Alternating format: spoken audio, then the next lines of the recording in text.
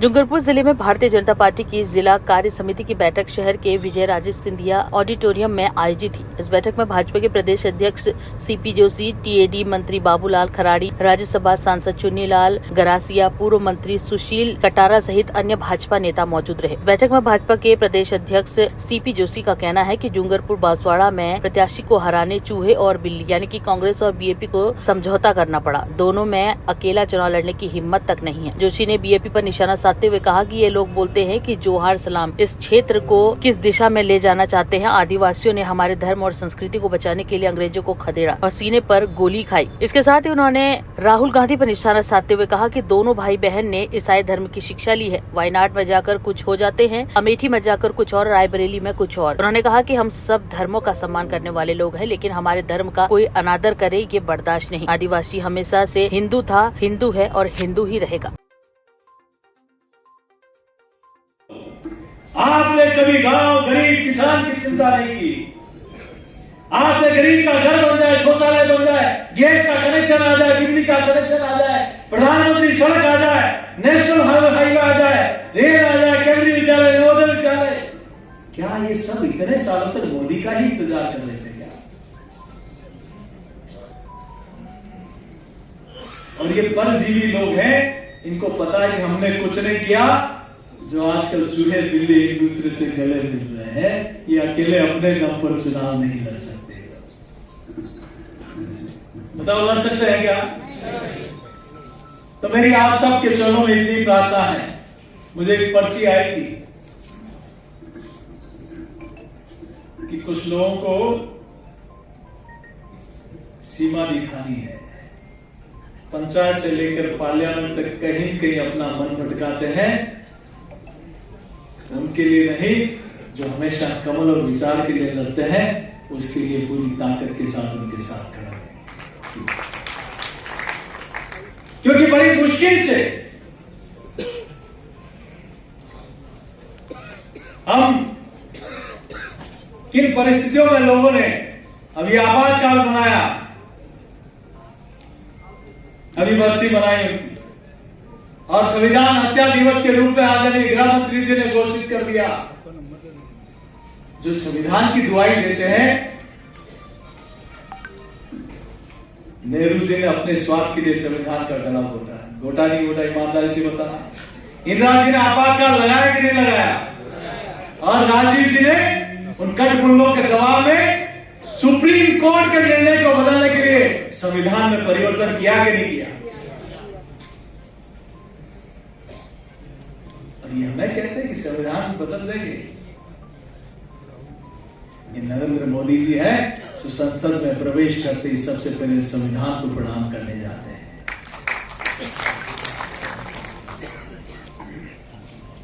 जिन्होंने बाबा साहब के पंच तीर्थ बनाए,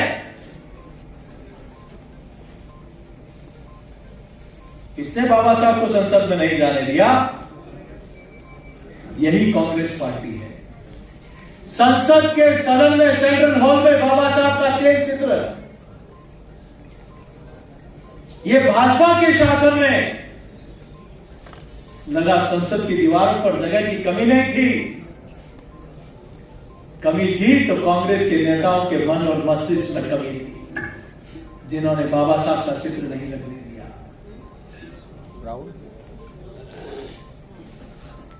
गांधी परिवार को तो खटाखट भारत रत्न मिल जाते थे, लेकिन बाबा साहब को भारत रत्न भाजपा की सरकार में मिला।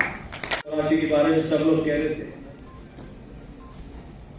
हमें ना सिर्फ 84 बल्कि सरपंच से लेकर जिला प्रमुख और पार्षद से लेकर चेयरमैन सब भारतीय जनता पार्टी के करने वाले। और मैं एक कार्यकर्ता होने के नाते, इस परिवार का साथी भाई होने के नाते, सदस्य होने के नाते ये कह सकता हूं,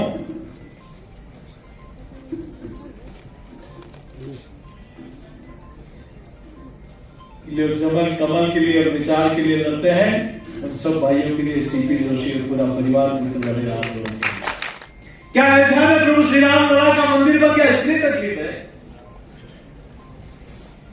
क्या कश्मीर में धारा 370 हट गई, इसलिए तकलीफ है? और ये वही लोग हैं जो कहते थे कि धारा 370 हटाना तो दूर, सोचा तो जलजला मच जाएगा, खून की नदियां बह जाएगी। इन लोगों को पता नहीं कि दिल्ली की कुर्सी पर 56 इंच के सीने वाला प्रधानमंत्री बैठा, खून का एक कतरा नहीं बहा। और मित्रों, सबसे बड़ी आश्चर्य वाली बात, पहली बार वहां के लोगों को रिजर्वेशन मिला है, पहली बार वहां के लोगों को राइट टू एजुकेशन मिला है, शिक्षा का अधिकार मिला है, सूचना का अधिकार मिला है, बाल विवाह का कानून पहली बार आया है। भारत चीन और भारत पाकिस्तान के युद्ध में जितने लोग सैनिक शहीद नहीं हुए, उससे ज्यादा तो मां भारती की रक्षा के लिए, हमारे कश्मीर के मुकुट को सुरक्षित रखने के लिए हमारे जवानों ने शहादत दे दी। हम किसी धर्म का अनादर नहीं करते, लेकिन हमारे धर्म का अगर किसी ने अनादर किया तो उसको हम बर्दाश्त नहीं करेंगे।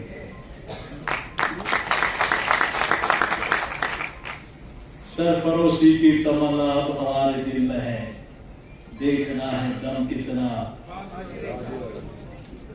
बाजुए कातिल में है। मेरा आप सबसे इतनी प्रार्थना, आखिर क्या कारण है कि गरीब के बारे में चिंता भी भाजपा करती है, इस देश की सीमाओं की सुरक्षा की चिंता भी भाजपा करती है, इस देश को परम वैभव पर ले जाने की चिंता भी भाजपा करती है, ये देश आत्मनिर्भर बने इसकी भी चिंता भाजपा करती है, इस देश के किसानों की समृद्धि की भी चिंता भाजपा करती है, हर गरीब को छत मिले, सारी सुविधाएं मिले, ये चिंता भी भाजपा करती है। और मित्रों, आपको जानकर आश्चर्य होगा कि भाजपा और मोदी जी का क्यों विरोध कर रहे हैं।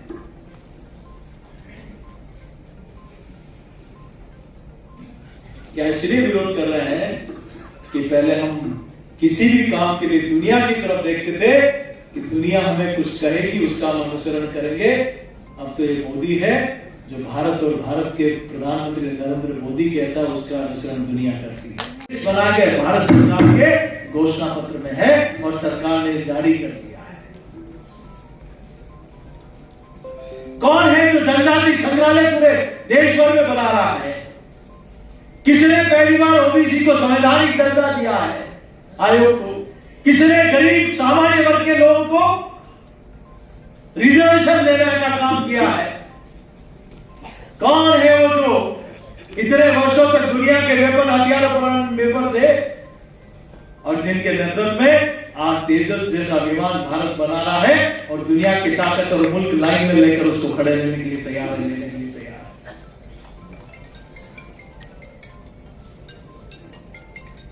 मेरा आप सब लोगों के बीच में इतनी विनती और प्रार्थना है कि जो विचार जनसंघ के समय से हमने आगे बढ़ाने का काम किया, तो 2025 तो संघ के भी 100 वर्ष पूरे होने जो विचार 1925 से शुरू हुए, 1952 में 3 लोकसभा की सीटें आई और 3 सीटों से हम देश में लगातार तीसरी बार सरकार बनाने वाले बने हैं। और ये निश्चित है कि जो लोग 99 सीटें लाकर खुश हो रहे हैं, उनको नहीं पता कि 100 में से 99 नहीं, 543 में से 99 है।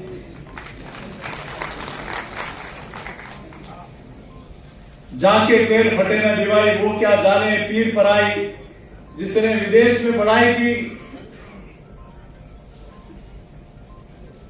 जिन्होंने सोने के चम्मच में खाना खाया, पानी पिया, उसको क्या पता इसके पिताजी खानदान के लोग भी यही कहते थे कि इस बार लाल मिर्ची महंगी हो गई तो इस बार हरी मिर्ची मत बोला, लाल मिर्ची बोल देना ताकि सस्ती हो जाए। ये उसी खानदान की उपज है। आलू से सोना बनाने वाले ये वही लोग हैं जो आलू से सोना बनाते हैं। ये वही लोग हैं जो वायनाड में जाकर क्या बन जाते हैं और अमेठी में जाकर क्या बन जाते हैं और इटली में जाकर क्या बन जाते हैं। मैं आपके बीच में ज्यादा लंबी चौड़ी बात नहीं करते हुए 26 तारीख को कारगिल विजय दिवस को शौर्य दिवस में मनाना है और 28 तारीख को 25 तारीख तक हमारी सारी मंडलों की कार्य समिति पूरी करनी है और 28 तारीख को मन की बात का कार्यक्रम है मित्रों। अरे नरेंद्र मोदी जी ने तो इस देश को आध्यात्म से जोड़ा, नरेंद्र मोदी जी ने इस देश को हाईवे से जोड़ा, नरेंद्र मोदी जी ने इस देश को रेलवे से जोड़ा, नरेंद्र मोदी जी ने इस देश को हवाई मार्ग से जोड़ा, ऑप्टिकल फाइबर से जोड़ा, नेट से जोड़ा, इस देश के जवानों को हौसलों से जोड़ा, किसान के उत्पाद को मंडी से जोड़ा, शिल्पी के उत्पाद को विश्व के बाजार से जोड़ा और इस देश के हौसलों को विश्व से जोड़ने का काम किसी ने किया तो नरेंद्र मोदी जी। इसीलिए तो लोग 2014 के बाद के अंतर को बताते हैं। सब लोग विचारों के प्रति, एक सिद्धांतों को लेकर, आदर्शों को लेकर डॉक्टर श्यामा प्रसाद मुखर्जी, पंडित दीनदयाल उपाध्याय जी, जिन्होंने अल्प आयु में इस देश को कभी सोचा नहीं था कि देश में सरकार बनेगी, लेकिन ये संकल्प मन में था कि जिन विचारों को लेकर हम काम कर रहे हैं वो भारत माता को सर्वोच्च पर ले जाने का विचार है और जिस दिन हम पूर्ण बहुमत में आएंगे हमारे किए हुए सारे संकल्पों को पूरा करने का काम भी सरकार करेगी। ये भाजपा है जो आपके जिले में मेडिकल कॉलेज आ जाता है, नरेंद्र मोदी जी की सरकार है जो क्षेत्र में रेलवे आ जाती है, एकलव्य मॉडल स्कूल आ जाता है, केंद्रीय विद्यालय आ जाता है, नवोदय विद्यालय आ जाता है और पासपोर्ट ऑफिस आ जाता है। ये भारतीय जनता पार्टी का कमाल है।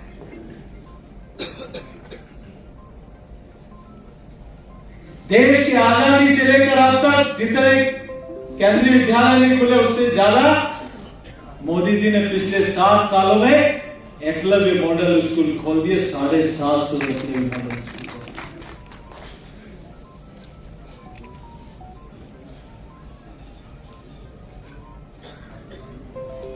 और ठीक है अभी मुन्नालाल जी ने, अगर आप समाज की भी बात करते हो तो आखिर क्यों द्रौपदी मुर्मू जी जब राष्ट्रपति का चुनाव लड़ रही थी,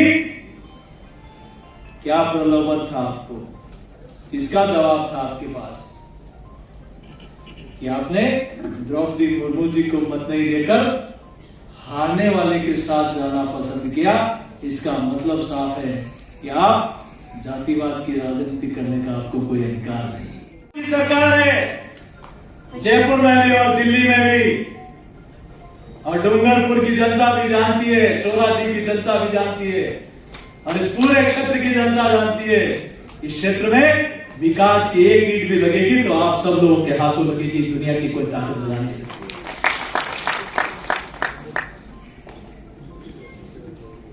और ये पहली सरकार है, मैं दावे के साथ कह सकता हूं, सदन में मैं था उस दिन बजट के दिन, तो भाजपा के विधायक तो मेज थपथपा रहे थे, लेकिन ये कांग्रेस और विपक्ष के लोग भी मेज थपथपा रहे थे कि ऐतिहासिक बजट आया है। मैं कांग्रेस के लोगों से कहूंगा, आपने कहा कि 500 रुपए में सिलेंडर देंगे, कहा ना इन्होंने अशोक गहलोत जी ने, अंतिम 5 माह में 1 सिलेंडर दिया, माताओं बहनों को लाइन में खड़ा करके कि रजिस्ट्रेशन कराओ उसके बाद सिलेंडर मिलेगा। ये वसुंधरा जी की सरकार है जो पहले 30 दिन में कहा कि हम 450 रुपए में सिलेंडर दे रहे हैं, और मोदी जी ने 6,000 दे रहे, हम भी 6,000 रुपए देंगे। टोंक की धरती से 2000 की किस्त जारी कर दी और महीने कितने हुए? 6। हमने कहा पेंशन बढ़ाएंगे तो झुंझुनू की धरती से पेंशन को बढ़ाने का आदेश और निर्णय कर दिया, खातों में डालना शुरू कर दिया। और 1-2 नहीं 4 लाख युवाओं के लिए सरकारी नौकरी के लिए द्वार खोल दिए भारतीय जनता पार्टी की सरकार। तभी हम आराम आया, तब से युवाओं का जोश देखते ही बनता था। तब कह सकते हैं कि तलवारों की ढाल पर इतिहास बदलता देखा है, जिस ओर जवानी चलती है उस ओर जमाना चलता है। जब डूंगरपुर के युवा साथी और वरिष्ठों का साथ मिल जाता है तो मैं पूरे विश्वास के साथ कह सकता हूं, और यहां आपके चुनाव में ऐसा शीर्ष नेतृत्व है, बाबूलाल खराड़ी जी हैं, आदरणीय कृपलानी जी हैं, हमारे नाहर सिंह जी हैं, मिथिलेश जी हैं, और तो हमारे महेश जी भी हैं, तो युवा नेता चुनीलाल जी भी हैं,